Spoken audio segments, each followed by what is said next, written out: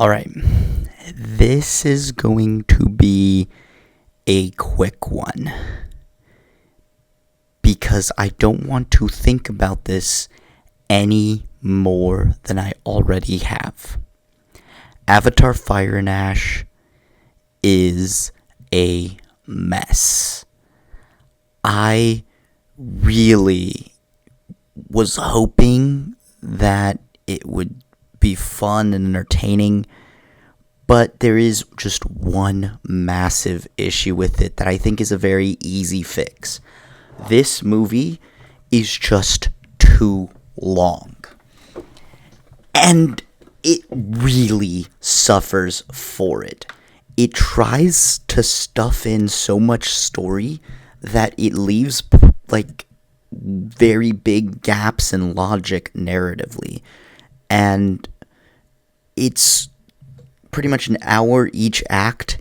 And the third act, which is the final hour, I would say, is completely unnecessary since they do have 2 more movies already lined up.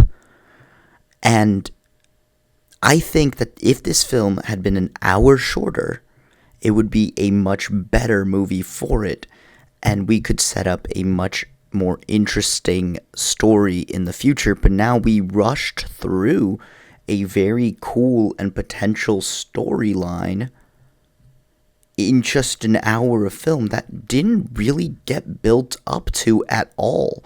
It did, but it felt so rushed and so many jumps in story progression to make it work that it just feels over bloated.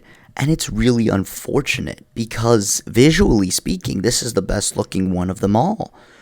It's very beautiful, but it's just so overstuffed with needless story and such cliched story that it hurts to watch.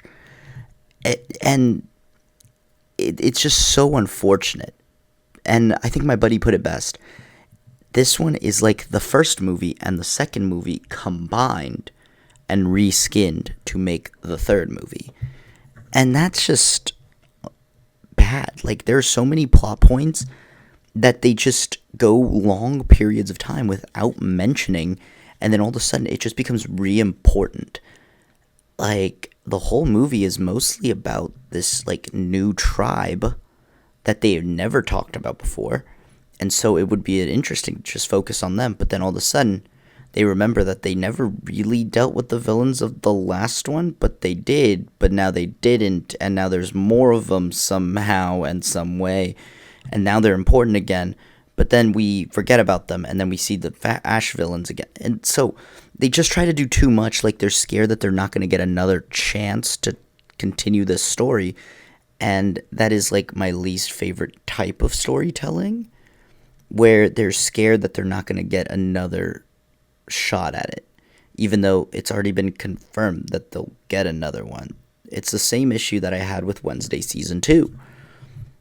It's rushed, it's overstuffed, and it just hurts the final product a lot.